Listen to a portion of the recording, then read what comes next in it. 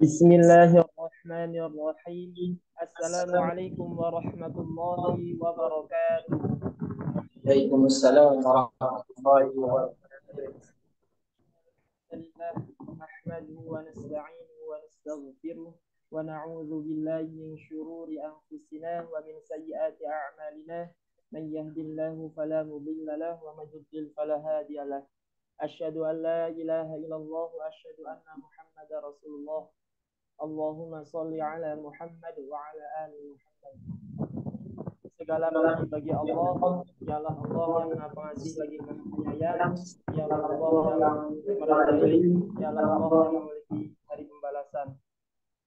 Salawat serta salam semoga dapat tercurahkan kepada junjungan kita, Nabi teladan kita, manusia terbaik yakni Nabi Agung Muhammad Sallallahu Alaihi Wasallam, kepada keluarganya, sahabatnya, tabi'in, tabi'in, serta juga semoga terbaik kepada kita selalu.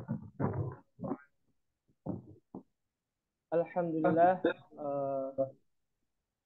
pada kali ini kita bertemu kembali dalam kajian Asyamil Muhammadiyah, yakni pertemuan ketiga. Kami ucapkan terima kasih jazakumullah khairan kepada seluruh peserta, baik yang online maupun yang offline, yang senantiasa istiqomah di kajian ini.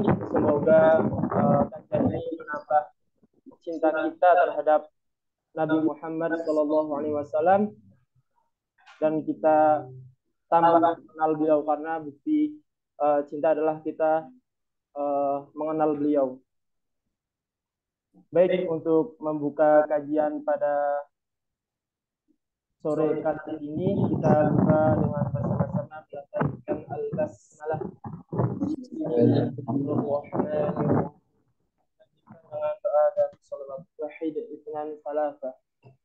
Rabbana anfa'na bima 'allamtana rabbi 'allimna alladhi yanfa'una rabbi fatina وَسَكِنْ أَهْلَنَا وَقُرَّبَاتِ أَعِنَّا رَبَّنَا انفَعْنَا بِمَا عَلَّمْتَنَا رَبِّ عَلِّمْنَا الَّذِي يَنفَعُنَا رَبِّ فَقِهْنَا وَفَقِهْ أَهْلَنَا وَقُرَّبَاتِ لنا فيه غنى رب وفقنا وبكلها تقضي قولا وفعلا كرما الكل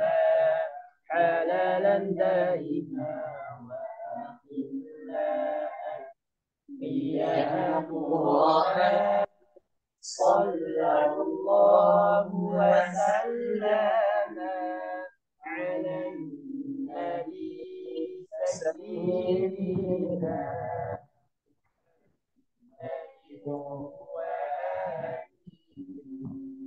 وصحبه أجمعين صلى الله وسلم على النبي سيدنا محمد وآله وصحبه أجمعين.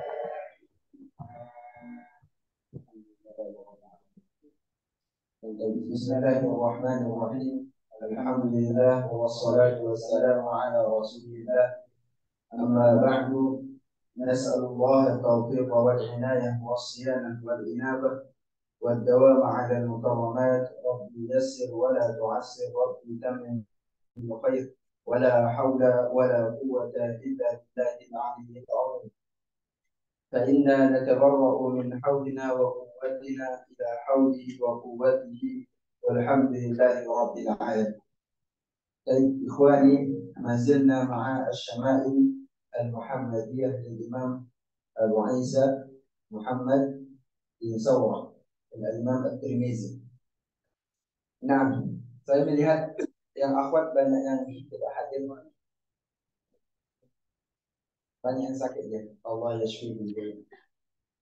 Nah, baik.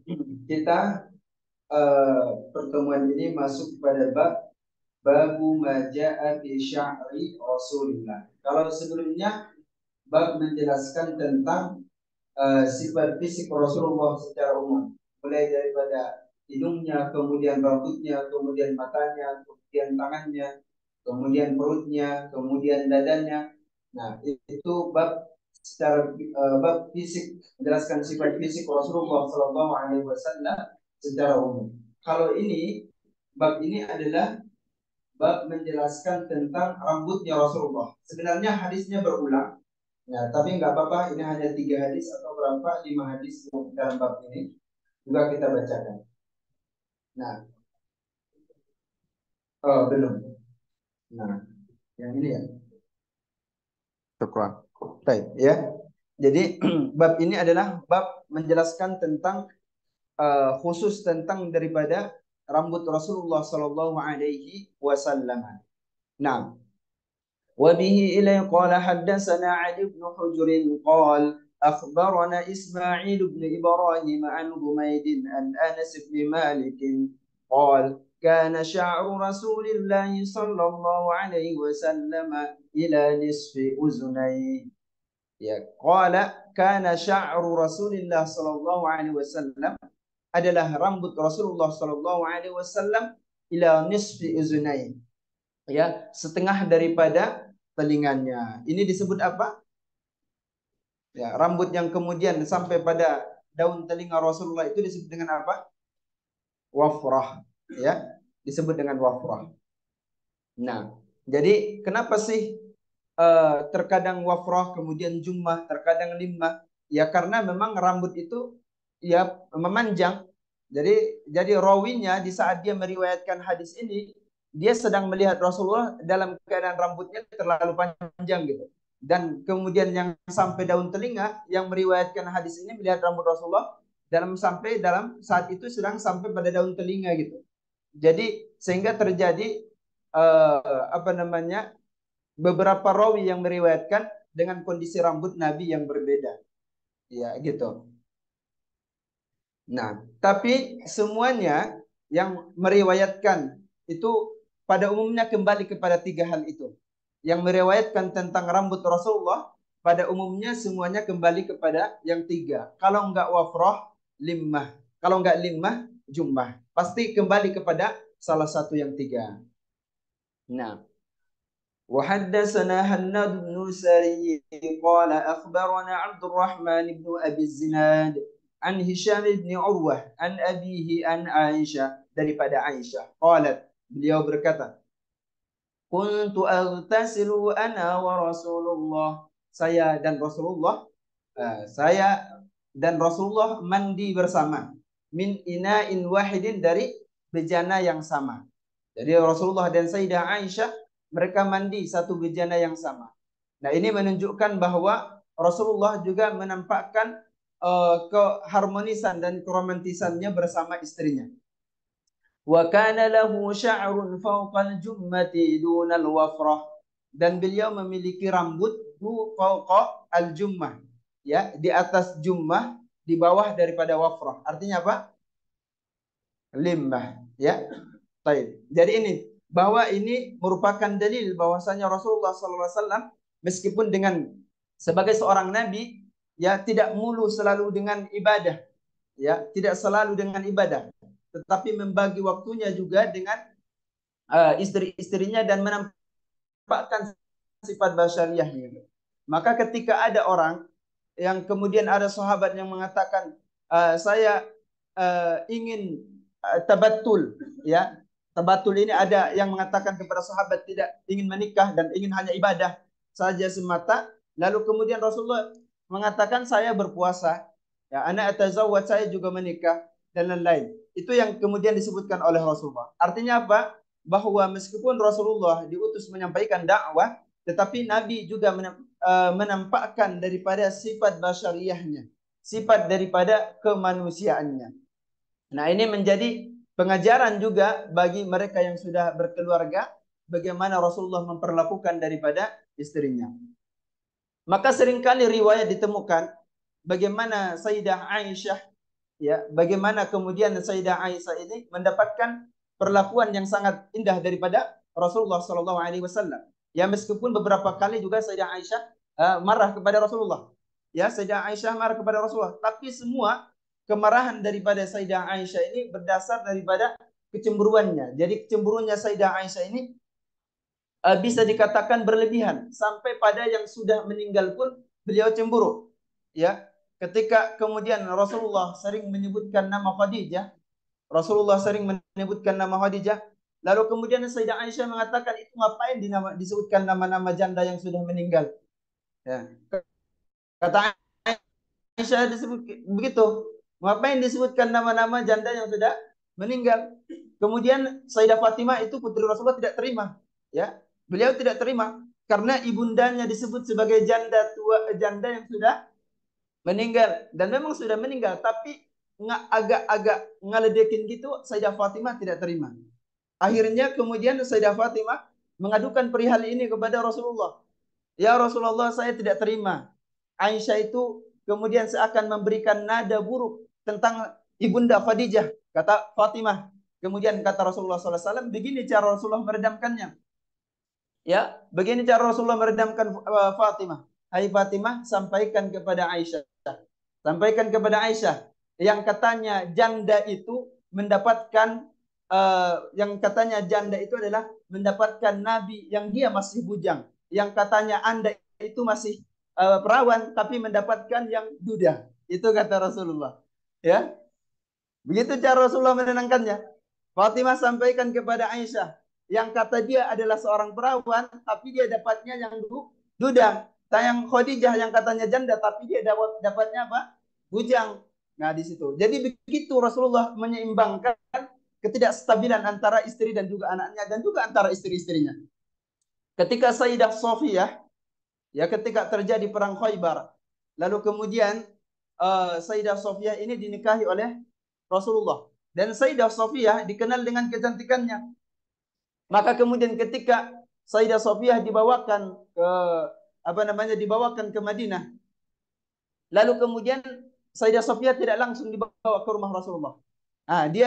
Sayyidah Safiyah ini masih nginap di rumah salah satu sahabatnya, sahabat Rasulullah SAW. Lalu kemudian sudah terdengar kabar kepada Aisyah bahwa Rasulullah menikahi daripada Sayyidah Safiyah. Dan Sayyidah Safiyah ini beliau putri daripada seorang Yahudi, ya, yang sudah masuk Islam. Jadi Sayyidah Safiyah masuk Islam dan dia merupakan putri bangsawan dari seorang Yahudi. Tapi masih ada garis keturunan daripada Nabi Musa dalam tubuh daripada Sayyidah Safiyah. Maka kemudian ketika terdengar bahwa Rasulullah sudah menikahi Sayyidah Safiyah, kemudian Aisyah datang dengan muka yang sangat cemburu sekali, datang. Kemudian Rasulullah melihat, ya udah biarkan aja, kata Rasulullah. Rasulullah membiarkan Aisyah masuk ke dalam rumah sahabatnya yang di dalamnya ada Sayyidah Safiyah. Kemudian dilihat. Setelah kemudian dilihat, lalu kemudian beberapa waktu lama Aisyah keluar. Kemudian setelah keluar dicegat oleh Rasulullah. Apa yang Anda lihat? Aisyah mengakui kecantikan daripada Safiyah. Kemudian Rasulullah bertanya, apa yang Anda lihat? Kemudian Aisyah mengatakan, saya melihat seorang putri Yahudi. Katanya gitu. Jadi saya melihat daripada putri seorang Yahudi. Ini saking tidak terimanya. Ya, saking tidak terimanya. Sampai kemudian kata Rasulullah, hentikan. Jangan sampai kemudian terucap lisan seperti itu.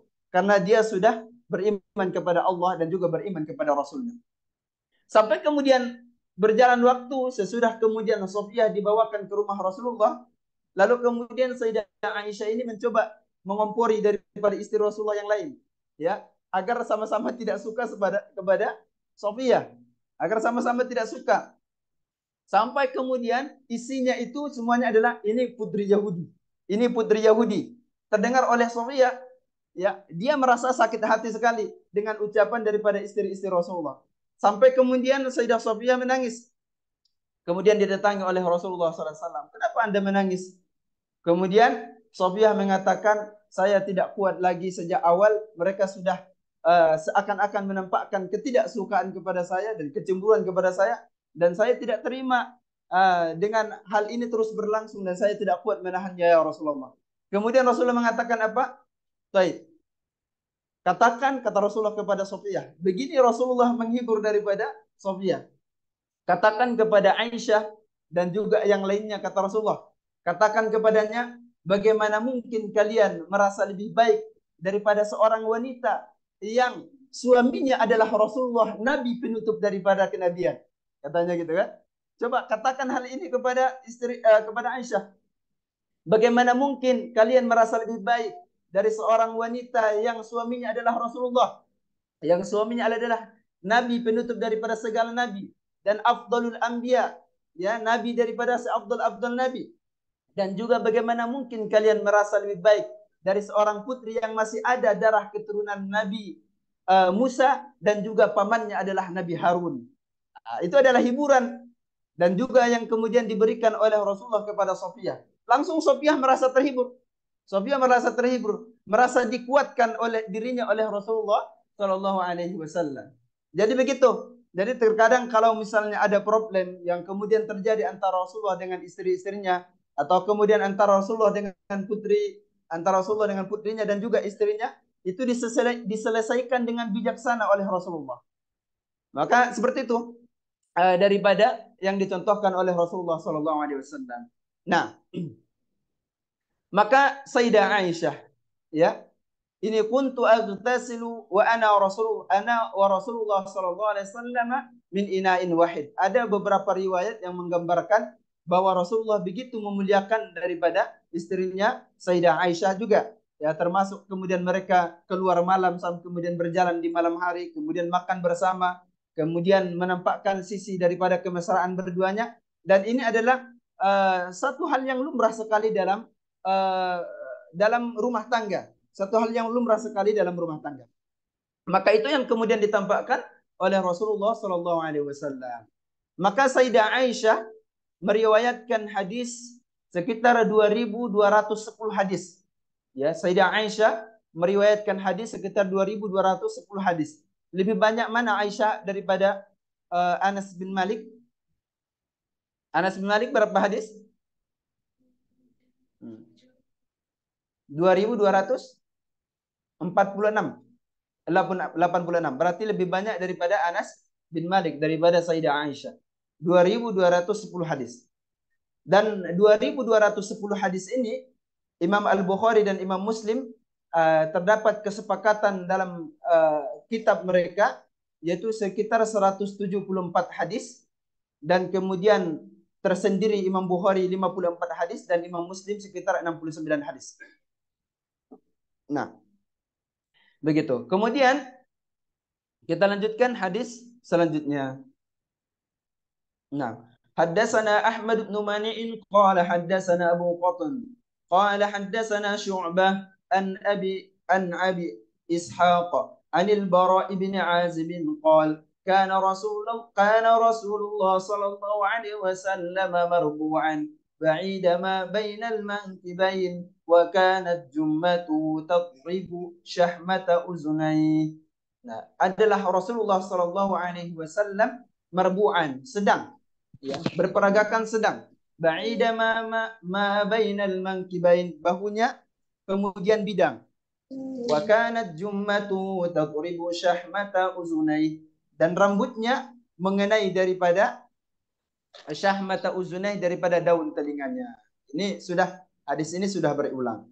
Nah, haddatsana Muhammad bin Bashar qala haddatsana Wahb bin Jarir bin Hazim qala haddatsani abi an Qatadah qala qultu li Anas, aku berkata kepada Anas, kaifa kan, atau aku bertanya, ya, aku bertanya kepada Anas bin Malik. Ada Anas bin Malik, ada Malik bin Anas. Kalau Anas bin Malik itu siapa? Kalau Anas bin Malik yaitu khadimu Rasulillah, yaitu pembantu daripada Rasulullah yang dihadiahkan atau yang diwakafkan oleh ibundanya kepada Rasulullah untuk membantu daripada Rasulullah sallallahu alaihi wasallam. Kalau Malik bin Anas, siapa? Malik bin Anas adalah a'immah atau min ahadil a'immatil arba'ah. Jadi salah satu imam yang 4. Malik, pendiri daripada mazhab Maliki. Pendiri daripada mazhab Maliki. Jadi jangan keliru bahwa Anas bin Malik dan Malik bin Anas adalah dua orang yang berbeda. Nah, kalau Anas bin Malik ya adalah sahabat. Kalau Malik bin Anas adalah seorang tabi'in. Nah, qultu li Anas, aku bertanya kepada Anas, kaifa kana sya'ru Rasulillah sallallahu alaihi wasallam? Bagaimana rambut Rasulullah sallallahu alaihi wasallam? Qala, beliau menjawab, lam yakun bil ja'di wala bis sabti. Tidak keriting wala bis sabti dan tidak juga terurai. Kana yablughu sya'ruhu syahmata uzunai, dan rambutnya sampai pada daun telinganya. Kana yablughu sya'ruhu syahmata uzunaihi, dan rambutnya sampai pada daun telinganya. Nah, Masya Allah. Baik. Wa bihi la qala haddatsana Muhammad bin Yahya bin Umar al-Makki qala haddatsana Sufyan bin Uyainah an ibn Abi Najih an Mujahid an Ummi Hani binti Abi Thalib. Ummi Hani ini namanya Fakhitah. Namanya apa? Fakhitah. Ya, Ummi Hani namanya Fakhitah, putri daripada Abi Thalib. Dan inilah cinta pertama Rasulullah. Ya, Ummi Hani ini cinta pertamanya Rasulullah, tapi ditolak, tak kesampaian. Jadi yang pernah ditolak itu bukan kita aja, tapi yang pernah ditolak adalah juga Rasulullah pernah ditolak. Nah, jadi Rasulullah SAW pernah kemudian menawarkan diri untuk menikahi daripada Fakhitah. Pernah menawarkan diri. Kemudian menanyakan hal itu kepada Abu Thalib. Apakah kemudian beliau diizinkan untuk menikahi daripada Ummu Hani atau menikahi daripada Fakhitah? Lalu kemudian tidak diizinkan oleh Abu Thalib. Ya, Abu Thalib tidak mengizinkan untuk Ummu Hani ini menikah dengan Rasulullah karena Abu Thalib sudah terlanjur melamarkan atau menerima lamaran Ubayrah bin Abi Wahab terhadap Ummu Hani. Jadi sudah ada yang terlanjur diterima oleh Abu Thalib, maka tidak jadi. Jadi cintanya Rasulullah sebelum kepada Khadijah lebih dahulu kepada Ummu Hani ini. Namun tidak kesampaian, ya, tidak kesampaian. Sampai kemudian ini lamaran Rasulullah ini sebelum kemudian Rasulullah diutus menjadi nabi, ya. Dia meminta Ummu Hani, ya, sebelum kemudian Rasulullah diutus menjadi nabi. Setelah kemudian beliau diutus menjadi nabi, maka kemudian dakwah mulai menyebar dan kemudian Ummu Hani ini sudah mulai dan mengikut daripada Rasulullah dan mengimani daripada Rasulullah. Maka kemudian di saat penaklukan Makkah, suami daripada Ummu Hani ini meninggalkan daripada Ummu Hani. Dia meninggalkan Ummu Hani. Setelah kemudian meninggalkan Ummu Hani dan bersama 4 anaknya. Lalu kemudian suaminya pergi. Suami daripada Ummu Hani pergi jauh. Namanya siapa? Ubayrah bin Abi Wahab. Nah, jadi kemudian setelah ditinggalkan oleh suaminya, maka berlangsung lama, tidak terlalu lama, Rasulullah ingin melamar daripada Ummu Hani. Ya, kembali melamar daripada Ummu Hani yang kedua kalinya. Lalu ketika Rasulullah kemudian mengutarakan maksudnya kepada Ummu Hani yang kedua kalinya, padahal Ummu Hani ini sudah memiliki daripada 4 anak. Dan itu putri daripada pamannya sendiri. Lalu kemudian Ummu Hani menjawab apa? La anta ahabbu ilayya min sam'i wa basari. Nah, saya, kata beliau, la anta, ini kalimat taukid, kalimat penguat. Engkau ya Rasulullah lebih aku cintai daripada tubuhku, daripada mataku, daripada pendengaranku. Ya, lebih aku cintai, kata Ummu Hani. Wa haqqu zauji azimun. Tetapi hak seorang suami itu sangat besar sekali. Aku khawatir jika saya menerima lamaran Anda, kemudian saya akan mengabaikan daripada anak-anak saya. Tetapi kemudian dan akan, kalau saya menerima daripada lamaran Anda, akan mengabaikan anak-anak saya dan kemudian mengorbankan anak-anak saya. Dan kemudian Ummu Hani ini lebih memilih tidak menerima daripada lamaran Rasulullah karena lebih ingin membesarkan anak-anaknya sendiri. Tetapi meskipun demikian, Ummu Hani juga mendapatkan keutamaan yang sangat besar sekali. Ya, Ummu Hani mendapatkan keutamaan yang sangat besar meskipun beliau menolak Rasulullah. Ya, tapi juga mendapatkan keutamaan di mana kejadian Isra itu beliau itu berawal daripada rumahnya Ummu Hani. Kejadian Mi'raj. Ya, kejadian Mi'raj dan Isra Mi'raj itu berawal daripada rumahnya Ummu Hani. Nah, karena Rasulullah saat itu karena itu bagian daripada dia anak paman. Jadi itu apa bahasanya kalau anak paman? Sepupu. Iya, Ummu Hani kan sepupunya Rasulullah. Jadi di saat itu Rasulullah sedang berada di rumah daripada Ummu Hani dan keberangkatan Isra dan Mi'raj itu juga berawal juga dari situ. Berawal juga dari situ. Jadi keutamaan Ummu Hani juga besar sebenarnya. Meskipun beliau menolak daripada Rasulullah Shallallahu Alaihi Wasallam. Nah, an Ummi Hani'in binti Abi Talibin qalat qadima Rasulullah sallallahu alaihi wasallam Makkah. Rasulullah sallallahu alaihi wasallam memasuki Makkah qadmatan, satu waktu. Walahu arba'u ghadair, dan ia memiliki 4 ghadair. Ghadair itu 4 sisi rambut. Yang pertama, satu sisi mengarah ke sini, satu sisi lagi ke sini, 2 sisi lagi di belakang. Jadi 4. Ya, jadi kan rambut Rasulullah panjang. Jadi antum coba lihat, saya tidak menyamakan dengan Wiro Sableng, ya. Coba Wiro Sableng itu rambutnya agak panjang. Coba, ya, gitu. Pokoknya 4 ghadair itu 4. Saya tidak menyamakan dengan Wiro Sableng, ya. Tapi Rasulullah itu satu sisi ke arah kanan, satu sisi ke arah kiri, lalu kemudian 2 sisi ke sini, ke belakang sini. Jadi 4 ghadair, 4 arah. Nah, begitu. Jadi yang paling tepat mempraktekkan ini siapa kira-kira? Yang mudah cepat rambutnya panjang. Izul. Nah, wa bihi ilai qala haddatsana Suwaid bin Nasr. Qala haddatsana Abdullah bin Mubarak. Siapa Abdullah bin Mubarak? Abdullah bin Mubarak siapa? Seorang apa? Hah?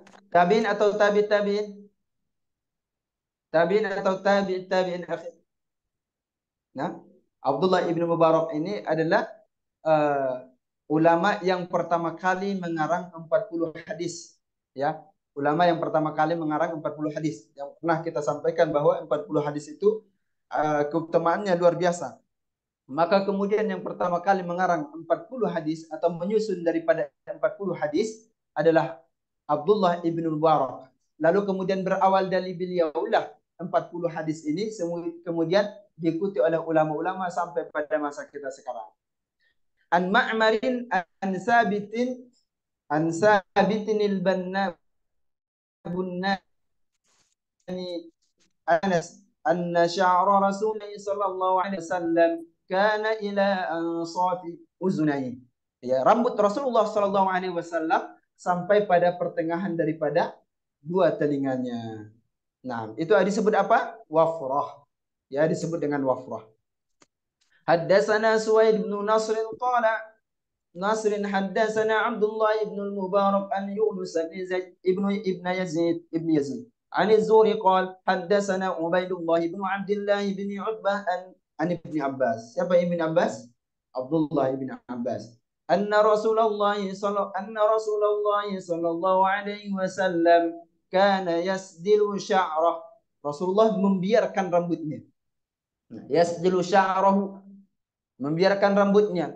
Wa kana al-musyrikuuna yafriquna ru'usahum. Tetapi orang-orang musyrik pada saat itu memisah rambut mereka. Jadi orang-orang musyrik itu mereka memisah gini. Ya, bisa nggak ya? Nggak bisa. Nggak bisa. Kalau ada sisir kayaknya bisa. Jadi ke sini. Ya, ya gitu. Jadi dipisah. Ada yang terpisah rambutnya, Afi? Coba Akh Haikal bisa dibuka. Karena saya pernah lihat rambutnya Akh Haikal kayaknya agak lebih bisa gitu. Coba Akh. Bisa coba dibelah dua. Itu bisa, benar. Itu lebih dekat kepada Akh Haikal. Nah, lebih dekat. Nah, jadi mereka pada saat itu memisah rambut. Wa kana ahlul kitabi yasdiluna ru'usahum. Tapi ahlul kitab lebih memilih membiarkan rambutnya. Ahlul kitab memilih membiarkan rambutnya. Wa kana yuhibbu muwafaqata ahlil kitabi, akan tetapi beliau lebih memilih, lebih suka menyesuaikan dengan ahlul kitab. Ya. Jadi beliau lebih suka menyesuaikan dengan ahlul kitab. Fima lam yu'mar fihi bisyai'in, pada sesuatu yang tidak ada perintah. Ya, pada perkara yang tidak ada perintah.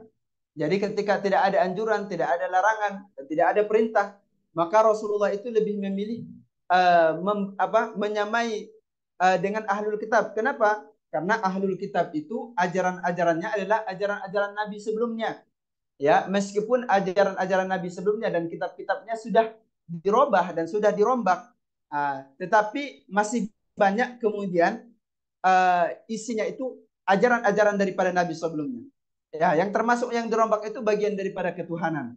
Misalnya bagian daripada ketuhanan atau bagian syariat-syariat yang menjadi prinsip sekali. Itu yang kemudian dirombak oleh mereka. Kemudian daripada nasihat-nasihat dan daripada tujuan-tujuan kebaikan lainnya masih banyak kesamaan karena sama-sama mencintai kebaikan.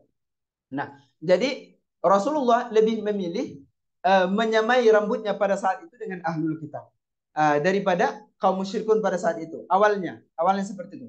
Tapi nanti akan ditemukan nanti ketika di bab sesudah ini, bab tentang sisirnya Rasulullah atau bab tentang sisiran rambut Rasulullah, itu akan dijelaskan bahwa terkadang Rasulullah kalau lagi menyisir rambut, terkadang ke sebelah kanan, kalau kadang ke sebelah kiri. Jadi Rasulullah kadang ke sebelah kanan, kadang ke sebelah kiri, kemudian juga kadang dibelah lagi. Seperti yang tadi, kadang dibelah lagi. Artinya apa? Artinya Rasulullah kalau dalam perkara hal ini udah urusan antum lah, biarkan aja, terserah antum bagaimana modelnya gitu. Ya, seperti itu. Jadi Rasulullah tidak memberikan patokan apapun terkait hal ini, tapi para ruwatul hadis yang meriwayatkan hadis ini, mereka meriwayatkan sesuai yang mereka lihat pada hari itu. Oh, hari ini saya melihat Rasulullah rambutnya ke arah kanan sisirnya. Oh, hari berikutnya ke arah kiri. Hari berikutnya lagi kemudian dibelah dua. Nah, jadi Rasulullah ada kelapangan dan ada keluasan bagi kita untuk memilih model rambut seperti apa yang kemudian kita pilihkan. Begitukah akhi Ibda? Sudah terasa ngantuk tidak matanya kelihatan. Nah, kita lagi bicara Rasulullah akhi. Nah, biar antum bisa kebayang, ya, antum bisa kebayang bagaimana Rasulullah SAW perilakunya dan juga daripada kesehariannya. Ya.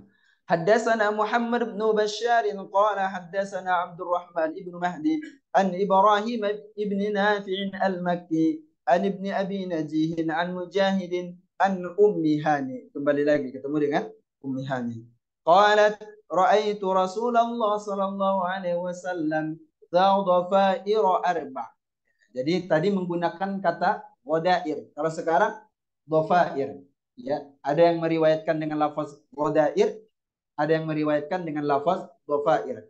Tapi dua-duanya riwayat daripada Ummu Hani, ya, Ummu Hani. Ghadair wa dhafair. Maknanya sama. Bahwa arah rambut Rasulullah sallallahu alaihi wasallam empat bagian, ya, empat bagian, ke kanan, kemudian ke kiri, kemudian dua bagian daripada belakang. Nah, Allah jazakumul khair jami'an. Baik. Ngantuk Rabi? Enggak. Udah. Baik. Masya Allah. Nah, babu majaa fi tarajjuli Rasulillah sallallahu alaihi wasallam. Bab, ya, menjelaskan tentang sisiran rambut Rasulullah sallallahu alaihi wasallam. Jadi bagaimana sisiran rambut Rasulullah sallallahu alaihi wasallam? Nah, وبه إليه قال حدثنا إسحاق بن موسى الأنصاري قال حدثنا معن بن عيسى قال حدثنا مالك بن أنس. Jadi ini Malik ibn Anas. Berarti siapa ini? Siapa? Imam Malik. Ya, Malik ibnu Anas adalah Imam Malik. Nah, an Hisham ibn Urwah an abihi an Aisyah qalat, beliau berkata, kuntu urajjilu ra'sa Rasulillah sallallahu alaihi wasallam wa ana haid. Kuntu urajjilu, saya menyisir kepala Rasulullah sallallahu alaihi wasallam wa ana haid, dan saya sedang haid. Itu kata Sayyidah Aisyah. Kenapa ada kata-kata wa ana haid? Nah, jadi kuntu urajjilu ra'sa Rasulullah sallallahu alaihi wasallam wa ana haid. Nah, ini kejadiannya di saat Rasulullah sallallahu alaihi wasallam lagi iktikaf. Beliau lagi iktikaf di masjid. Lalu kemudian setelah iktikaf, kemudian Rasulullah sallallahu alaihi wasallam mengeluarkan kepala beliau dari dari masjid, memasukkan kepala beliau daripada pintu jendelanya Sayyidah Aisyah, lalu kemudian disisir oleh Sayyidah Aisyah di dalam rumahnya. Jadi Sayyidah Aisyah dalam rumah, Rasulullah berada di dalam masjid. Sebenarnya bisa saja Rasulullah melakukan menyisir rambut sendiri, bisa saja. Namun inilah Rasulullah, ya. Rasulullah juga kadang gitu menampakkan sifat manjanya kepada istri-istrinya, ya, agar disisir oleh daripada istri beliau. Nah, jadi Sugeng gimana, akhi? Berpikir untuk disisir atau ini kau yang menyisir rambut Sugeng? Hah? Ya Rob, ya Rob. Nah, jadi itulah Rasulullah. Jadi kehidupan Rasulullah itu jangan dikira keras, ya. Jangan dianggap bahwa Rasulullah itu keras atau monoton sekali, enggak. Rasulullah itu sama seperti kita, hal basyariah lainnya sama. Cuman beliau punya keutamaan juga yang sangat lebih daripada manusia biasanya. Tapi sifat basyariahnya, sifat kemanusiaannya pasti nampak juga. Nah, lalu kemudian kenapa wa ana haid? Lafaz wa ana haid di sini, saya sedang menyisir rambut Rasulullah, kata Sayyidah Aisyah, dan saya sedang haid.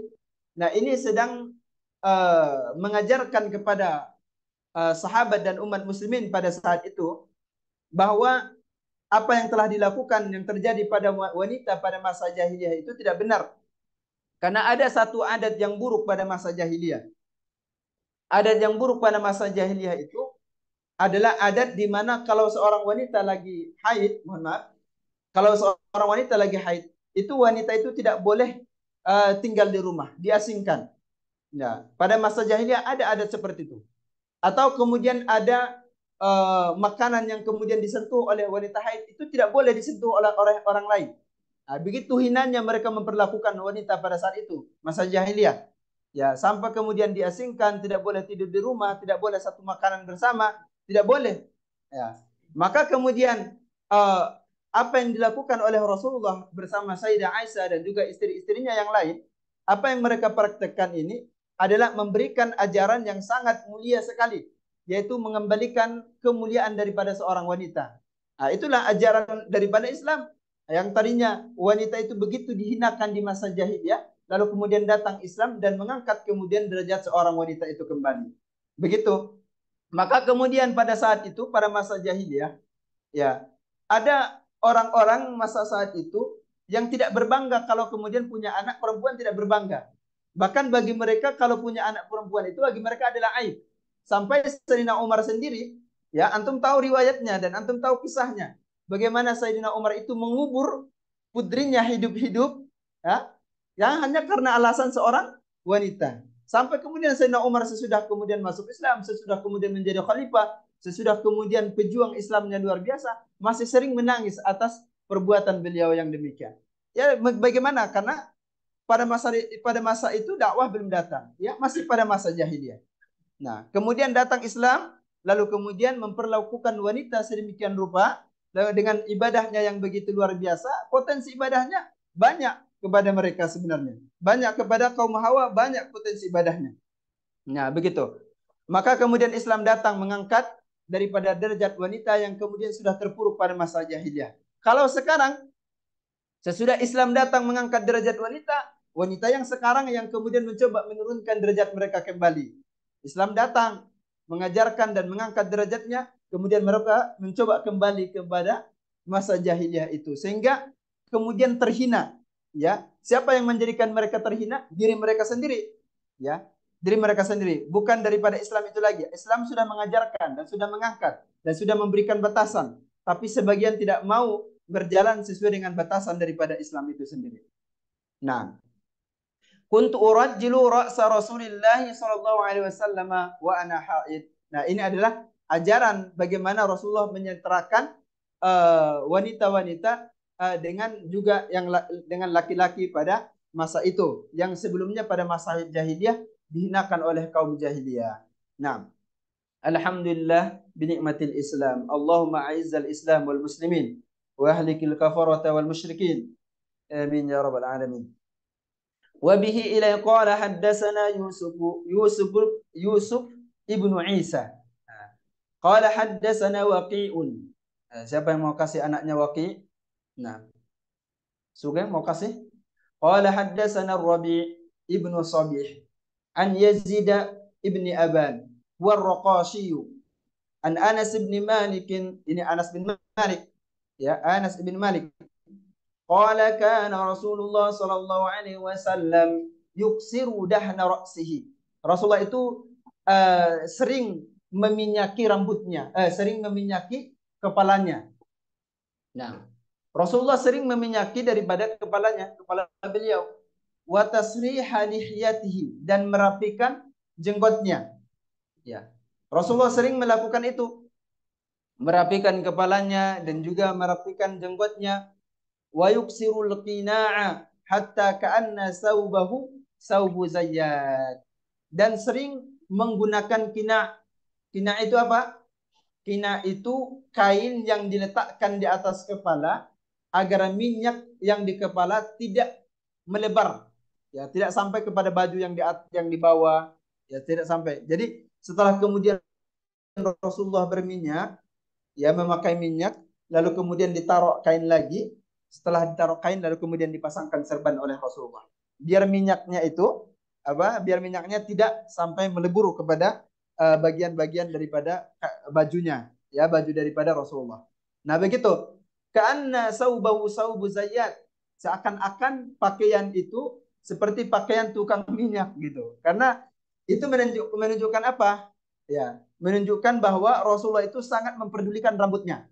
Ya, sangat memperdulikan daripada rambutnya. Jadi kemudian sesudah dikasih lapisan di sini di kepalanya itu berminyak sekali, berminyak. Itu menunjukkan bahwa Rasulullah sangat merawat daripada rambut beliau, ya, sangat merawatnya. Tapi nanti akan ada ketemu riwayat begini, bahwa Rasulullah itu menyisir rambutnya, yurajjilu illa ma yurajjilu illa gibbah. Bahwa Rasulullah itu menyisir rambutnya itu ya kadang-kadang, artinya tidak menyibukkan dirinya, tidak terlalu menyibukkan dirinya dengan menyisir rambut. Ya, dengan nyisir dikit-dikit nyisir, dikit-dikit nyisir. Ya, enggak seperti itu. Jadi Rasulullah itu menyisir sebutuhnya. Ketika lagi tidak rapi, kemudian dirapikan. Ketika lagi tidak rapi, kemudian dirapikan. Itu maksud gibahnya seperti itu.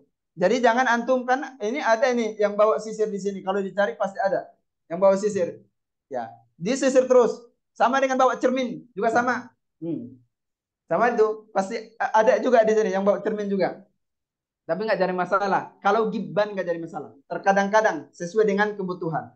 Nanti kita sesuaikan dua hadis ini. Bagaimana kemudian Rasulullah kemudian merawat rambutnya, tapi juga merawatnya tidak terlalu menyibukkan diri dengan rambut tersebut. Tidak terlalu menyibukkan sampai menyanyiakan waktu hanya karena urusan rambut. Tidak sampai demikian. Nah, tapi bagaimana dengan wanita? Bolehkah menyibukkan diri dengan itu? Apa hukumnya sama laki-laki antara perempuan dan perempuan?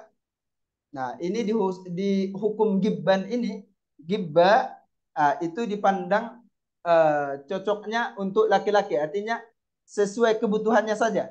Kalau perempuan, ya, kalau perempuan itu tidak ada larangan, karena memang mereka diperuntukkan dan dianjurkan untuk senantiasa berhias. Ya, begitu juga memakai minyak wangian.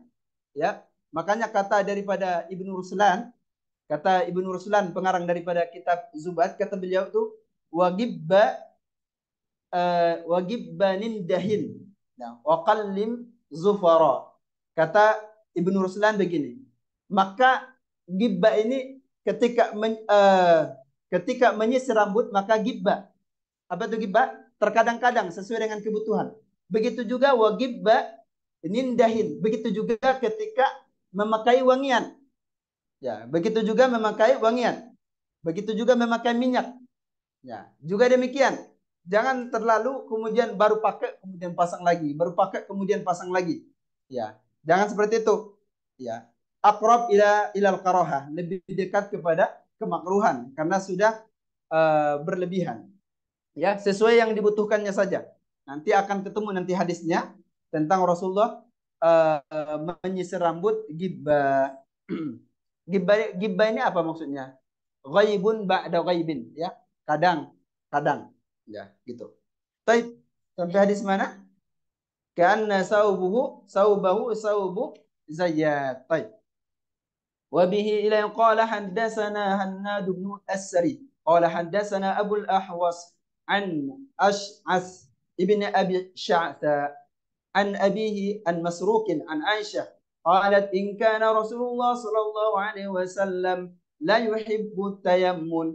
Rasulullah itu sangat menyukai at-tayammun. Apa bahasanya tayammun? Mendahulukan bagian kanan. Nah, sangat menyukai mendahulukan bagian kanan fi tuhurihi iza tatahhar. Dalam bersuci apabila bersuci. Nah, jadi Rasulullah sangat menyukai tayammun, ya, mendahulukan bagian kanan apapun itu. Ketika kemudian memakai sandal mendahulukan bagian tangan, kemudian ketika berwudu mendahulukan tangan, kemudian makan dengan tangan kanan dan memasuki masjid dengan bagian kanan. Nah, Rasulullah senantiasa demikian. Maka kemudian kalau antum misalnya adab memasuki masjid, ya, adab memasuki masjid yaitu masuk dengan kaki kanan dan kemudian keluar daripada masjid bagaimana? Dengan kaki kiri. Baik. Sedangkan memakai sandal dianjurkan dengan kaki kanan. Coba, bagaimana caranya antum supaya dapat sunnah dua-duanya? Antum keluar masjid, ya, keluar. Bagaimana caranya agar dapat sunnah keluar masjid dengan kaki kiri, tapi dapat juga memakai sandal dengan kaki kanan? Nah, caranya itu, antum ketika sudah keluar dari masjid, maka kemudian langkahkan kaki kiri, jangan dulu masukkan ini kaki kepada sandalnya. Jangan dimasukkan dulu. Diinjak dulu, ya, jangan dimasukkan. Diinjak dulu sandalnya, atau jangan dimasukkan dulu. Lalu kemudian melangkah kaki bagian kanan, langsung masukkan kepada sandal sebelah kanan. Jadi sunnah keluar masjid dengan sebelah kiri dapat, juga masuk memakai sandal bagian sebelah kanan pun juga dapat sunnahnya. Jadi dua sunnah dapat, ya, dua sunnah dapat. Paham nggak kira-kira akhi Ibda? Mana Ibda? Nah, paham nggak kira-kira? Bagaimana yang saya maksudkan? Coba ambil satu sandal akhi. Nah, bisa dipraktekkan akhi? Bisa. Coba akhi. Ambil satu kertas dulu, di kertas di sini dipraktekkan sama dia, dianggap sandal. Coba. Nah, iya, satu kertas dibelah dua. Nah, iya. Ayo Ibda. Ya. Ya, dipraktekkan dulu biar dapat sunnahnya dua-duanya. Ya lo akhi Ibda, sini. Tangan.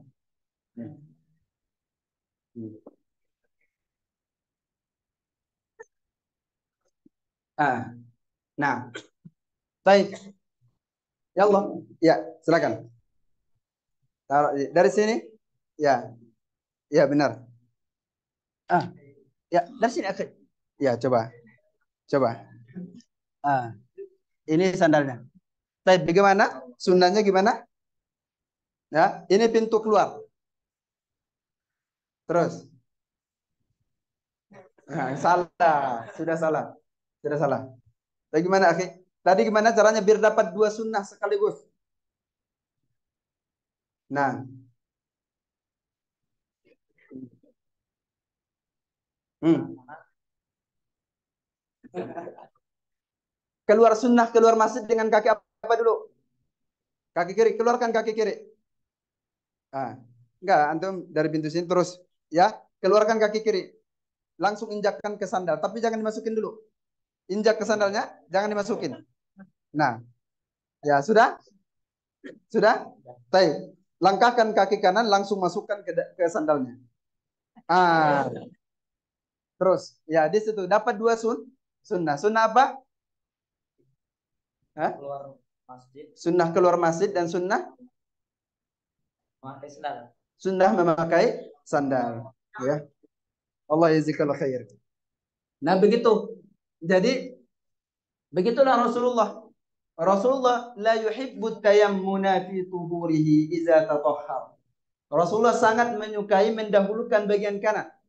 Maka apa yang telah ini terdapat dalam kitab daripada Maraqil Ubudiyah. Adab seperti itu terdapat dalam kitab Maraqil Ubudiyah. Jadi ulama kita sudah membahas itu. Ya, sudah membahas itu. Begitulah taharinya, antusiasnya para ulama kita mencari membahas daripada masalah sunnah ini. Kalau misalnya lagi keluar masjid gimana ini? Keluar masjid kok sebelah kiri, sedangkan sunnahnya juga memakai sebelah kanan sandalnya. Bagaimana menyatukan dua-duanya agar kemudian dapat dua-duanya? Maka ulama kita sudah membahas itu. Ya, ulama kita sudah membahas itu. Nah, Allah yazikumul khair jami'an. Nah, wa fi tarajjulihi iza tarajjal. Dan apabila tarajjul, apa tarajjul? Ya, menyisir. Apabila sedang menyisir, beliau menyisirnya dengan sebelah kanan dahuluan. Wa fi inti'alihi izan ta'ala. Dan apabila memakai sandal. Ya, jadi apabila memakai sandal, kita biasakan itu. Ya, kita kadang nggak membiasakan itu. Lupa sunnah dia mendapatkan pahala kita lakukan sederhana sekali, tapi sering kita lupa dan sering kita lalai. Begitu. Nah, kenapa akhi Niko? Saya melihat antum sama apa?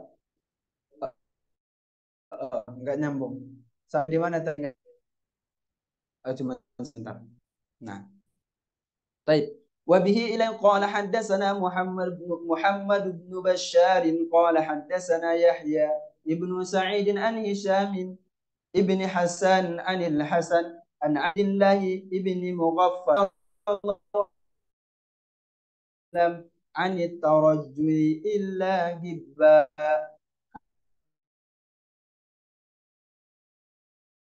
Di sini hadisnya kecuali gibba. Gibba itu jangan terlalu sering sekali.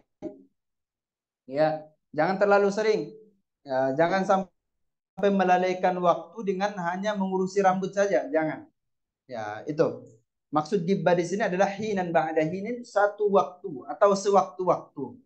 Fala yajuzu lil insani ayyaj'ala at-tarajjula syughlahu asy-syaghil.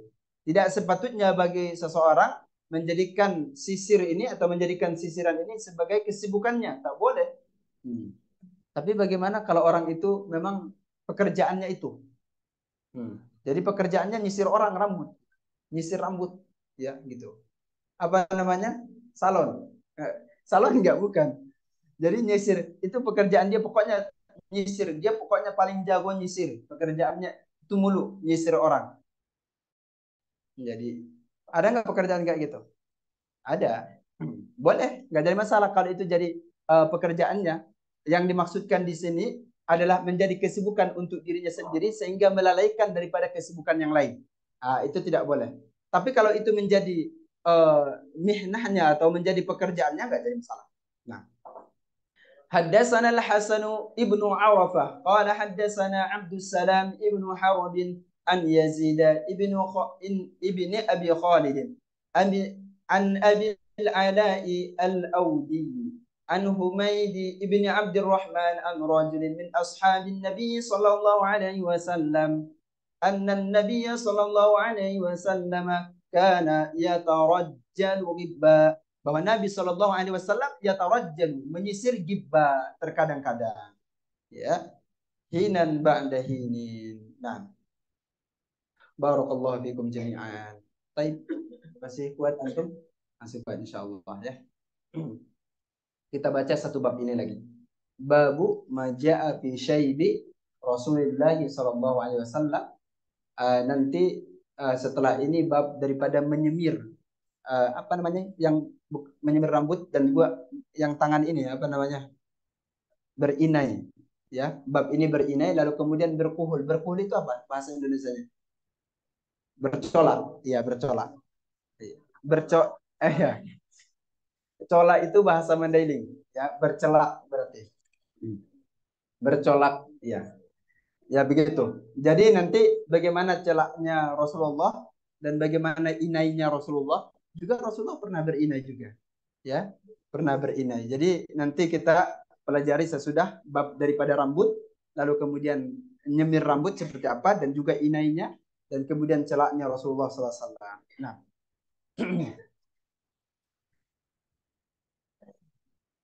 nah kita baca. Babu maja fi syaibi Rasulillah sallallahu alaihi wasallam. Bab menjelaskan tentang ubannya Rasulullah sallallahu alaihi wasallam, ya. Ubannya Rasulullah sallallahu alaihi wasallam itu hanya ada beberapa titik. Ya, titik pertama ubannya di bagian kepala, ya. Yang kedua kemudian bagian sini, ya, mabaina ada di sudghain. Sudghain itu di antara ini dengan uzun, ya, antara ini dan ada rambut sebelah sini. Yang sebelah sini itu ada ubannya bagian sini, ya. Kemudian di bagian jenggotnya hanya 3 titik itu, ya, hanya 3 titik itu. Jadi ada berapa titik ubannya Rasulullah? 3. Anda yakin ubannya Imran itu lebih banyak daripada Rasulullah? Karena saya pernah lihat ubannya Imran. Ya. Rasulullah tidak lebih daripada 20 uban. Ya, Rasulullah tidak lebih daripada 20 uban. Seluruhnya tidak lebih. Nah. Baik. Haddatsana Muhammad bin Bashar qala akhbarana Abu Dawud qala akhbarana Hammam an Qatadah qala qultu li Anas ibn Malik. Anas ibn Malik, masyaallah. Luar biasa Anas bin Malik. Khadimu Rasulillah, luar biasa sekali. Maka kemudian siapa yang mau mengumpulkan ini? Riwayat Anas bin Malik dalam hadis Syama'il Muhammadiyah itu menjadi penelitian antum. Siapa yang meneliti nanti saya kasih THR banyak insyaallah. Siapa yang mau meneliti itu? Anas bin Malik. Baik. Anas bin Malik, apakah Rasulullah sallallahu alaihi wasallam menyemir rambut? Nah, qala lam yablugh dzalik. Tidak sampai demikian, kata Anas. Ya, kenapa? Karena memang ubannya Rasulullah itu sedikit gitu. Innama kana syaiban fi sudghaihi. Hanya saja ada uban pada sudghai. Sudghai itu apa? Di antara rambut yang ada di antara telinga dan mata. Nah, telinga dan mata di sini, di samping sini. Nah, jadi ada uban sekitaran sini.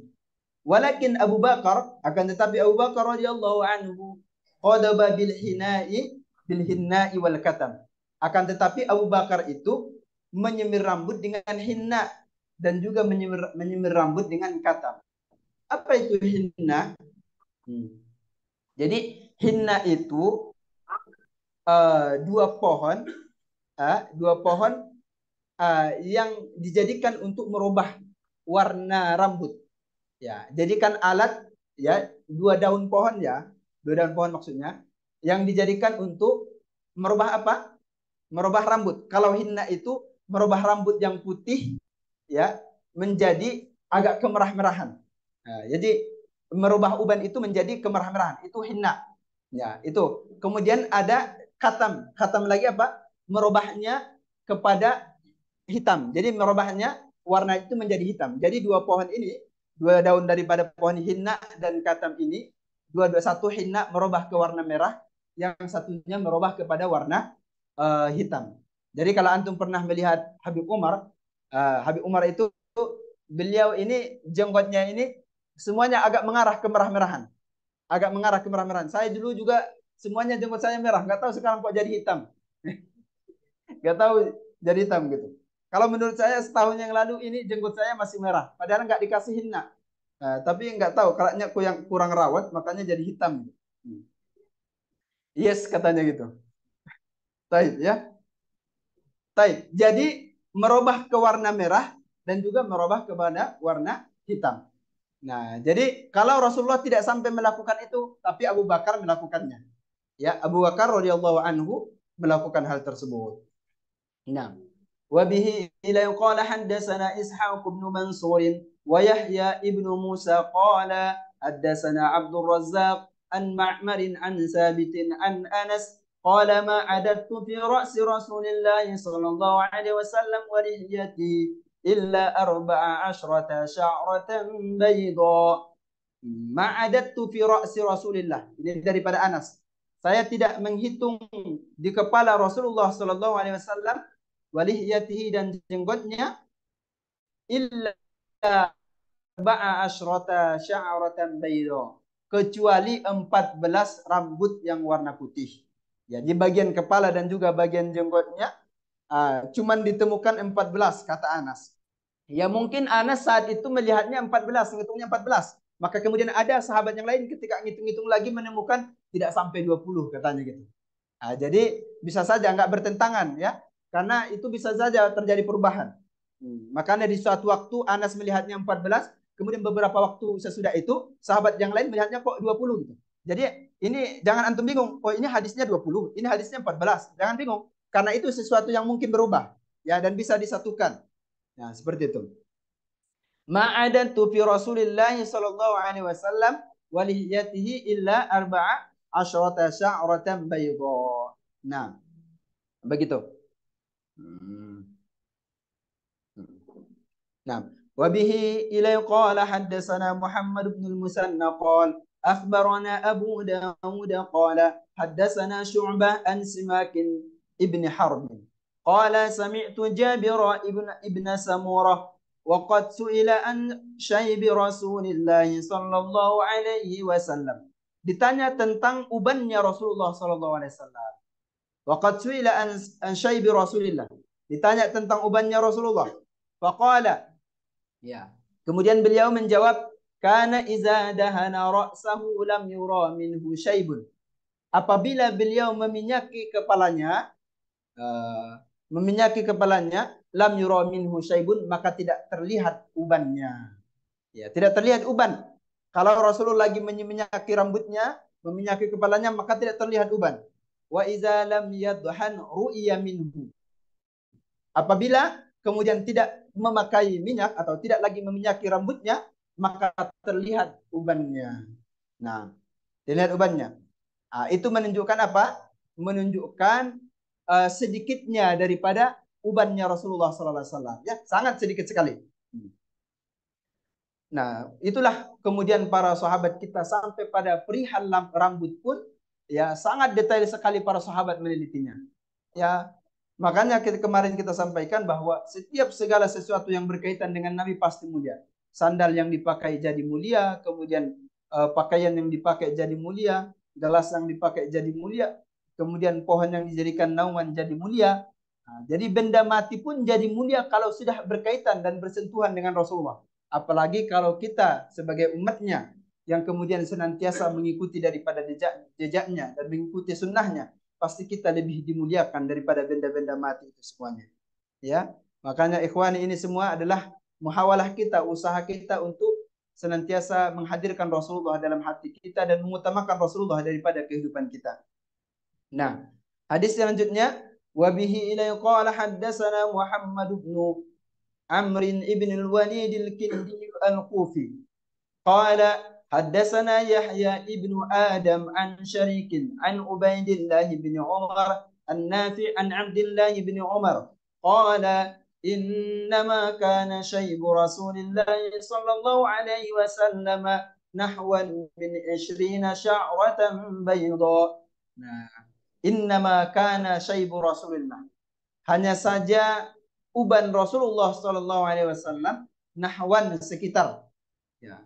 Hanya saja uban Rasulullah sallallahu alaihi wasallam nahwan min ishrina sya'ratan bayda, sekitar 20 warna putih atau 20 uban. Nah, apa yang menjadikan Rasulullah bisa beruban? Apa yang menjadi sebabnya kemudian Rasulullah bisa beruban rambutnya? Padahal tadi uban Rasulullah itu sangat sedikit. Kalau misalnya sedikit berarti potensi berubannya sangat sulit sebenarnya. Potensi berubannya rambut Rasul itu sangat sulit. Nah, kemudian apa yang menjadi penyebab Rasulullah itu beruban? Di sini hadis berikutnya. Wa bihi ila qala haddatsana Abu Quraib bin Muhammad bin al-Ala qala haddatsana Muawiyah ibn Hisham an Syaiban an Abi Ishaq an Ikrimah an Ibni Abbas qala Abu Bakar berkata, "Ya Rasulullah qad shibta." Abu Bakar bertanya, "Ya Rasulullah, engkau telah beruban." Qad shibta, engkau telah beruban. Kemudian Rasulullah menjawab, qala sayyabatni Hudun wal waqi'atu wal mursalat wa amma yatasaalun. Jadi sayyabatni Hudun, yang menjadikanku beruban adalah surah Hud, surah Waqi'ah, surah Mursalat, surah Amma yatasaalun. Wa idza syamsu kuwirat, dan surah idza syamsu kuwirat. Apa hubungannya? Karena surah-surah ini adalah membahas tentang daripada hari kiamat.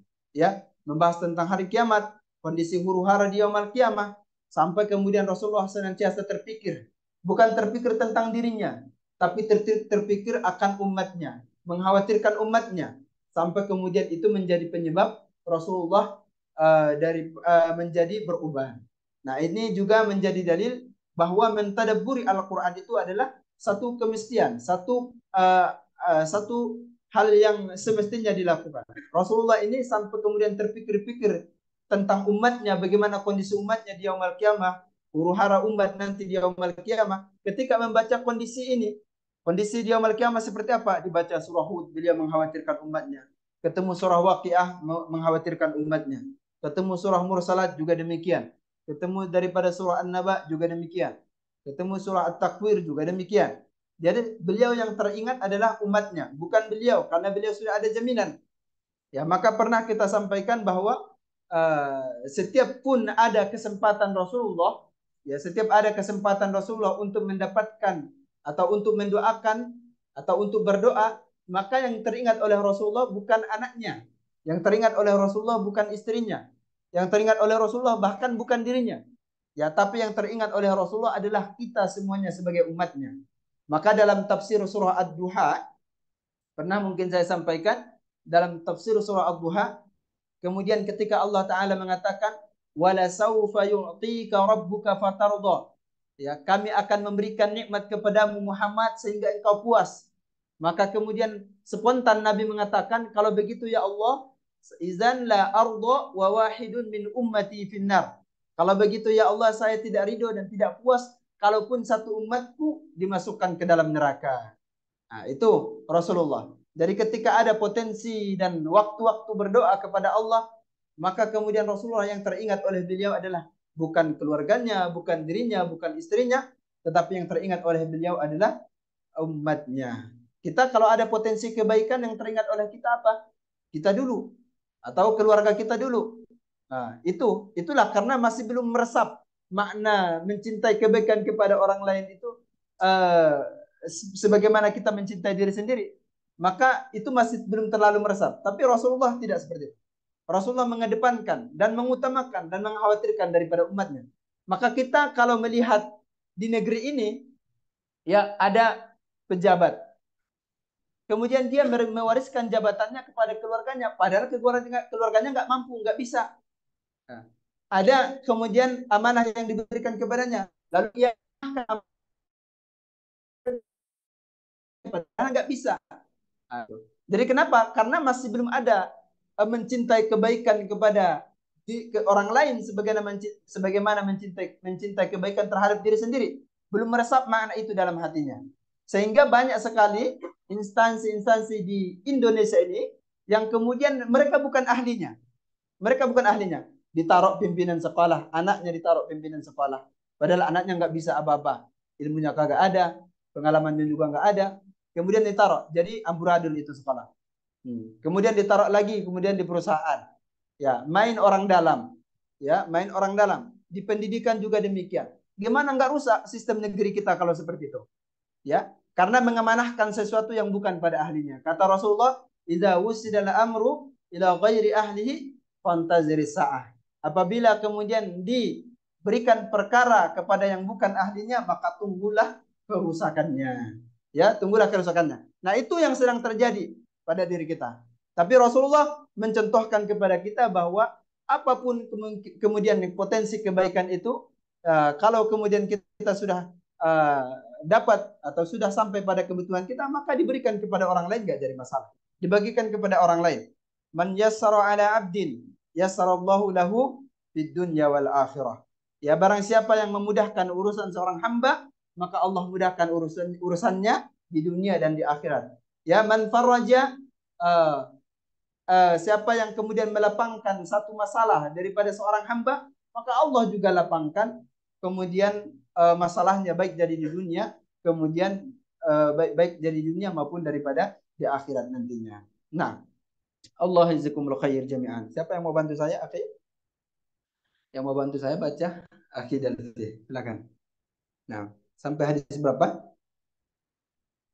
Silakan. Hadis yang ke-6 daripada bab Syaibu Rasulillah. Nah,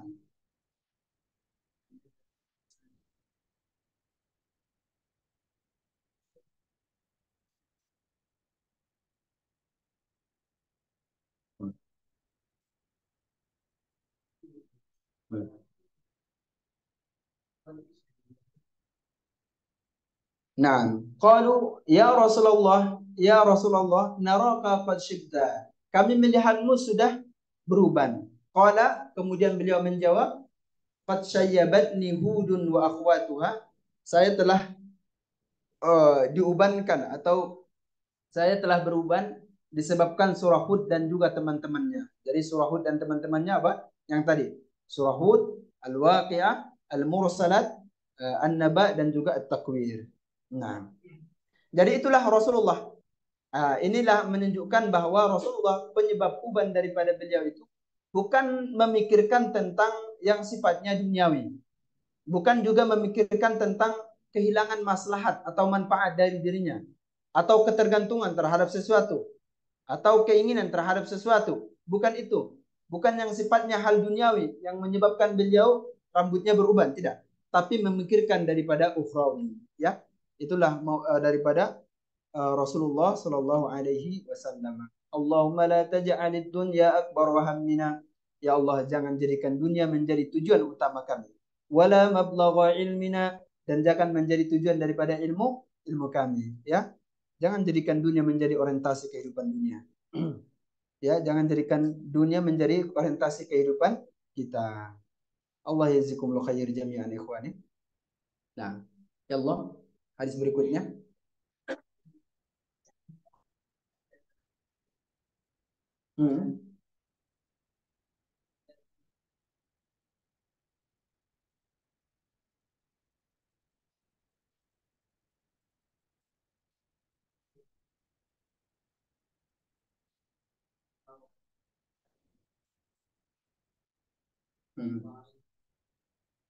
Nah,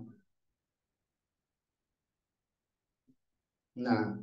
Baik. Qala ataitu Nabiy sallallahu alaihi wasallam. Saya mendatangi Nabi sallallahu alaihi wasallam wa ma'i ibnun li, dan bersama anakku. Qala faurituhu. Ya, faurituhu. Aku memperlihatkannya. Faqultu lamma ra'aitu. Aku katakan ketika aku melihatnya, haza nabiyullah. Ini adalah nabi Allah. Wa alaihi saubani akhdar. Dan beliau memakai dua pakaian yang warna hijau. Jadi ini menjadi dalil antum yang warna hijau.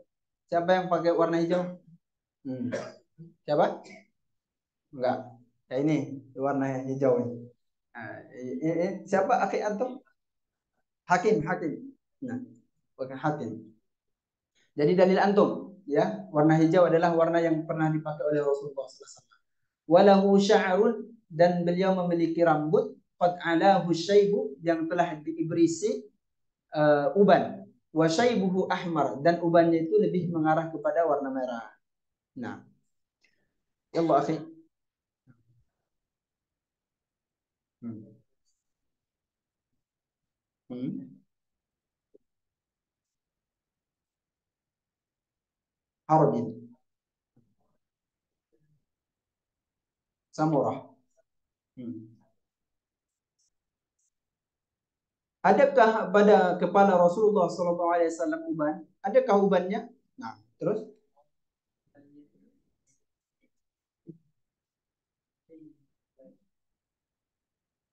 Nah, tidaklah ada di kepala Rasulullah SAW uban kecuali beberapa rambut fi mafraqi ra'sihi di tengah kepalanya. Ya, tidak ada uban di kepala Rasulullah SAW kecuali beberapa rambut di tengah kepalanya. Izad dahana wa arahunna duhun. Ya, tadi ini maknanya kalau lagi memakai minyak maka ubannya tertutup. Kalau kemudian tidak memakai minyak, kemudian ubannya kelihatan. Nah, Allah yajazakumul khair jami'an. Bab selanjutnya adalah bab babu ma jaa fi khitabi Rasulullah sallallahu alaihi wasallam tentang bagaimana menyemir. Ini juga masih ada kaitannya menyemir daripada rambut. Tadi ini bab tentang uban. Kalau sekarang nanti bab ini adalah bab menyemir daripada rambut Rasulullah sallallahu alaihi wasallam. Bagaimana hukum menyemir rambut? Nah, kalau kemudian dari pandangan ulama kita, ya, ini sudah hasil penelitian daripada ulama-ulama mazahib. Kemudian mereka mengatakan bahwa menyemir rambut itu tidak jadi masalah. Ya, menyemir rambut itu tidak jadi masalah. Ya, baik. Kemudian ada satu permasalahan, bagaimana hukum menyemir rambut ke warna hitam? Ya, jadi yang tadinya uban kemudian disemir. Kalau ke warna merah nggak jadi masalah, ya.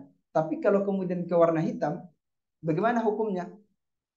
Kalau dalam mazhab Hanafi, Maliki dan Hambali, ya, menyemir rambut itu tidaklah haram. Ke warna hitam, menyemir rambut ke warna hitam itu tidaklah haram. Tapi lebih dekat kepada karohah.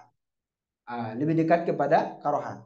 Tapi kalau dalam mazhab Syafi'i, menyemir rambut kepada warna hitam, ya, menyemir rambut kepada warna hitam itu diperbolehkan pada beberapa hal. Kalau misalnya ada maslahatnya, seperti maslahat misalnya lagi berperang mujahid, biar nanti para musuh itu mengira bahwa tentara-tentaranya itu adalah para pemuda, bukan orang tua yang sudah beruban, maka disemir rambutnya warna hitam nggak jadi masalah. Atau kemudian bagi perempuan, dia menyemir rambut, ini kata Imam Nawawi, dia menyemir rambut, oh ini sudah terlalu beruban banget, padahal umurnya masih muda. Atau kemudian dia sudah rambutnya sudah beruban, padahal waktunya seharusnya belum waktunya beruban gitu. Terus dia menyemir rambut menjadi hitam demi untuk suaminya, itu nggak jadi masalah. Nah, yang penting kaidahnya diperbolehkan lima maslahatin, ya, diperbolehkan kalau kemudian ada maslahat, ya, seperti yang dicontohkan dalam fikih ketika mujahid lagi sedang berperang atau kemudian bagi seorang wanita yang kemudian ingin menghias dirinya untuk suaminya diperbolehkan. Nah, kenapa sih ada yang tidak memperbolehkan?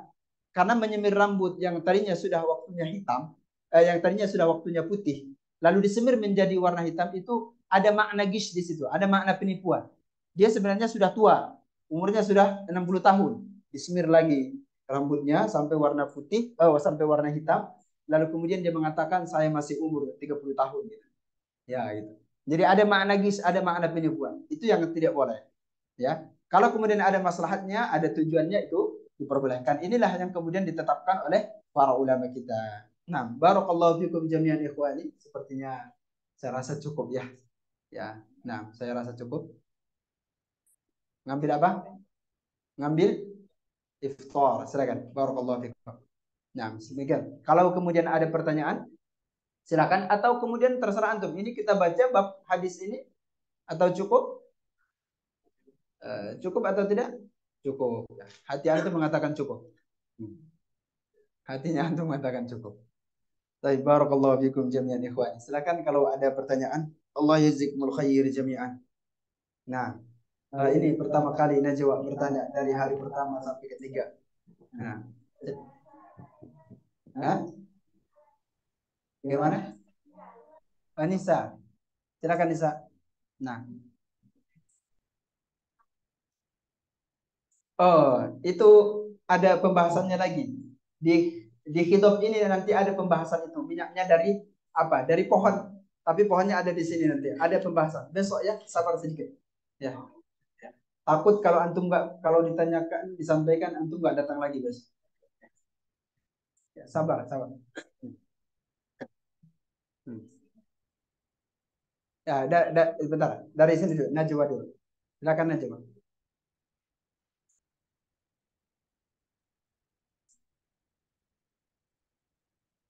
Kalau kemudian itu ada silsilahnya dan ada sanadnya, dan mereka bisa membuktikan itu, bisa jadi benar. Ya, bisa jadi benar. Tapi kalau kemudian tidak ada silsilahnya, itu paling gambaran saja. Diukir oleh mereka, dibuat-buat sesuai dengan sifat-sifatnya, lalu kemudian itu dijadikan sebagai muthaf. Muthaf itu apa? Sebagai museum. Dijadikan disimpan dan kemudian museumkan. Nah, jadi kalau mereka bisa membuktikan ada silsilahnya kesambung ke Rasulullah, ya itu bisa dibuktikan kebenarannya. Dan begitu juga dengan rambut. Jadi rambut yang ada beberapa orang yang masih memegang rambut Rasulullah sekarang, dan itu kalau mereka membuktikan ada silsilahnya sampai kepada Rasulullah, itu benar. Ya karena gini, waktu daripada haji wada itu Rasulullah kan mencukur daripada rambutnya, atau haji wada. Nah, jadi kemudian suatu ketika Rasulullah mencukur rambutnya, lalu kemudian Rasulullah membagikan rambutnya kepada para sahabat. Membagikan rambutnya kepada sahabat, dan kemudian rambut itu turun temurun. Dan sempat ada pengumpulan rambut itu dan dijadikan untuk mesum, sempat pengumpulan itu, tapi ada beberapa yang tidak memberikan dan ada beberapa yang masih menjaga dan disimpan terus turun temurun sampai pada yang memegang sampai sekarang.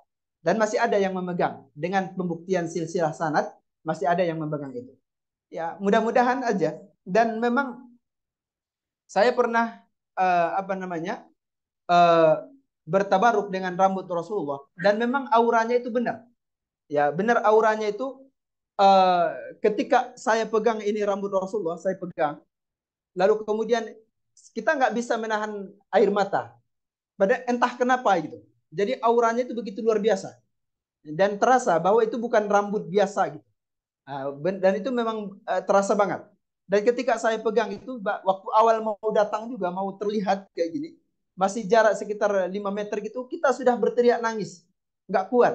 Sampai kemudian di tangan saya, berjam-jam di tangan saya waktu itu, waktu saya pergi ke Medan, lalu kemudian saya bawakan bertabaruk sekitar 3.000 orang santri. Mereka bertabaruk dengan rambut di tangan saya seperti ini. Dan saya tatap indah rambut Rasulullah. Kemudian itu sepanjang saya memegangi rambut itu, sepanjang itu juga saya menangis. Nggak kuat menahan air mata gitu. Jadi itu menunjukkan bahwa ada aura yang sangat besar di situ. Ya, dan itu bisa dibuktikan ketika saya kemudian menanyakan silsilah rambut yang ada di tangan yang saya pegang waktu itu, saya tanyakan silsilahnya memang ada sampai kemudian ke Rasulullah, dan silsilahnya masih ada, terjaga. Kalau seperti itu sabit. Kalau terjaga silsilahnya sabit. Nah, Allah yazikumul khair jami'an. Nah.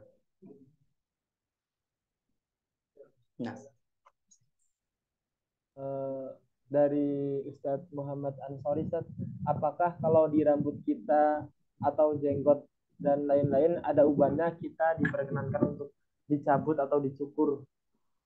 Nggak jadi masalah dicabut, nggak jadi masalah dicukur, nggak jadi masalah. Nggak ada larangan, nggak ada larangan. Allah yazikumul khair. Jadi urusan rambut ini, urusan rambut ini Rasulullah sudah menyerahkan kepada kita, ya. Urusan rambut ini Rasulullah sudah menyerahkan kepada kita. Tapi ada kemudian batasan yang dikasih oleh beliau, termasuk menyisir ke warna berapa, gitu, yang kemudian Rasulullah kasih batasan. Kalau kemudian menyisirnya, kemudian mencabutnya, atau kemudian itu terasa gatal, daripada mengganggu kehusukan kita dalam sholat, mengganggu kehusukan kita dalam mengaji Al-Quran, ini gatal banget rambut, uban cuma 3 gitu, mending dicabut 3-tiganya biar kita khusyuk dalam sholatnya. Ya gitu. Jangan sampai hal itu memudaratkan. Nggak jadi masalah, akhi. Nggak jadi masalah. Allah yazikumul khair. Nah.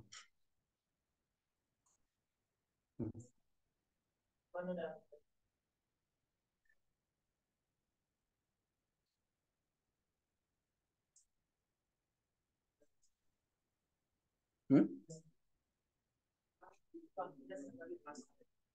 Ya. Jadi karoha itu ya nanti ini dibahas dalam bab usul fikih. Jadi karoha dalam mazhab Syafi'i yaitu makruh. Nah, nanti dalam mazhab Hanafi ya ada namanya karoha tahrim, ya ada namanya karoha tahrim, ada namanya karoha tanzih, ya ada karoha tanzih, ada karoha tahrim, ada karoha tanzih dalam mazhab Hanafi. Jadi kalau dalam mazhab Syafi'i ada makruh, ya ada makruh. Jadi kalau makruh itu apa? Kalau kemudian ditinggalkan jadi berpahala, kemudian kalau kemudian dilakukan tidak berdosa. Nah, karohah makruh dalam mazhab Syafi'i, makruh dalam pandangan mazhab Syafi'i, ya makruh yang dimaksudkan dalam mazhab Syafi'i itu karohah tanzih dalam mazhab Hanafi. Ya, makruh yang dimaksudkan dalam mazhab Syafi'i karohah tanzih dalam mazhab Hanafi. Ya, kalau karohah tahrim, ya itu adalah lebih mengarah kepada keharaman, lebih mengarah kepada keharaman. Ya, jadi itu dibahas dalam bab usul fikih. Ya usul fikih, istilah mustalah daripada usul fikih. Allah yazikal khair. Ya karohah itu adalah makruh. Nah. Hmm.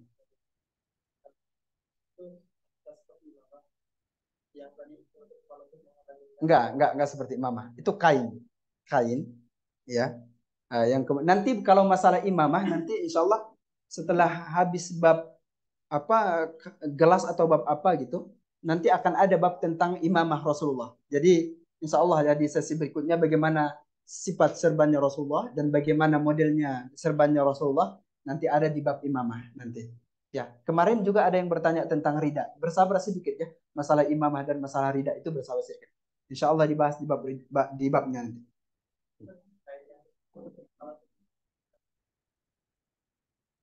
Kain penutup kepala itu, ya beliau itu menutup kepalanya seperti halnya kita lumrahnya. Kita kan berbagai model. Ada yang kemudian kita menutup kepala dengan ini, dengan peci atau dengan hal lainnya, gitu. Pada saat itu Rasulullah juga menutup kepala dengan yang lumrah pada saat itu. Ya, menutup kepala dengan lumrah. Lalu kemudian setelah ditutup kepalanya, lalu kemudian dilipatkan serbannya. Dilipat serbannya. Jadi sebelum melipat serban itu masih ada penutup kepala. Entah terbuat daripada apa itu. Jadi, tapi yang jelas dari kain dilipatkan seperti ini. Dari model, jadinya agak model peci menutup kepala, lalu kemudian dilipatkan serbannya. Seperti itu. Allah izikal khair.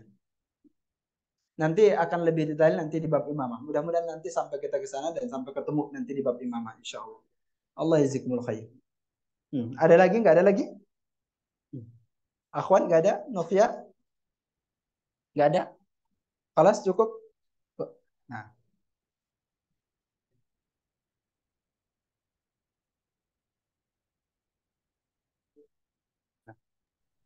Saya tunggu 3 menit lagi. Dia nggak ada pertanyaan Padya? Kelas? Padya nggak ada? Ya Padya sama Fatihah nanti. Baik, Padya nggak ada? Fatihah ada? Baik. Baik. Allah yazidkum khair. Dipersilakan peserta online apabila ada yang ingin ditanyakan satu pertanyaan lagi. Baik, Allah yazidkum khair jami'an. Sepertinya nggak ada ya? Nggak ada, Sugeng? Oke, baik. Kalau begitu sampai jumpa di pertemuan berikutnya. Antum dikasih sanad atau tidak? Antum dikasih sanad? Kalau mau dikasih nggak apa-apa, saya kasihkan. Karena sudah kita baca di riwayah seperti ini, nanti saya kasih juga sanadnya nggak apa-apa. Insya Allah. Sekarang aja antum belum bisa baca, nanti satu saat pasti antum bisa baca dan antum sudah apa namanya punya sanadnya. Kalau mau dikasih sanadnya berarti saya kirimkan ke Saira sanadnya ya. Saya kirimkan ke Saira sanadnya dan antum desain juga. Hari apa penutupan? Hari Kamis. Hari Kamis. Baik. Allah jazakumullah khair. Insyaallah hari Kamis kita kasihkan. Yang ini juga, yang online juga nggak apa-apa. Kalau yang online juga mau sanadnya, nggak apa-apa disampaikan nanti biar dibagikan insyaallah. Allah jazakumullah khair. Cukup ya. Kita tutup dengan doa kafaratul majlis. Subhanakallahumma bihamdika asyhadu an la ilaha illa anta astaghfiruka wa atubu ilaik. Rabbana anfa'na bima 'allamtana rabbi 'allimna الذي ينفعنا ربي فقهنا وفقه أهلنا وقراباتي لنا بديننا ربنا انفعنا بما علمتنا ربي علمنا الذي ينفعنا ربي فقهنا وفقه أهلنا وقراباتي لنا بديننا ربي وفقنا ووفقهم بما ترتضي قولا وفعلا كرما وارزق الكل حلالا دائما وأخلاء يا أكرما صلى الله وسلم سيدنا محمد وآله وصحبه أجمعين صلى الله وسلم عليه سيدنا محمد وآله وصحبه أجمعين الحمد لله رب العالمين. Alhamdulillahirrabbilalamin, telah selesai pertemuan ketiga dalam kajian Asyamil Muhammadiyah. Semoga dengan mengkaji ciri-ciri Nabi ini dapat menambah cinta kita terhadap beliau, dan kita berharap besok di hari akhir kita dapat bertemu dengan beliau, duduk bersama beliau. Amin ya rabbal alamin. Sekian dari pembacara, undur diri. Apabila ada perkataan yang kurang berkenan, mohon dimaafkan. Wassalamualaikum warahmatullahi wabarakatuh.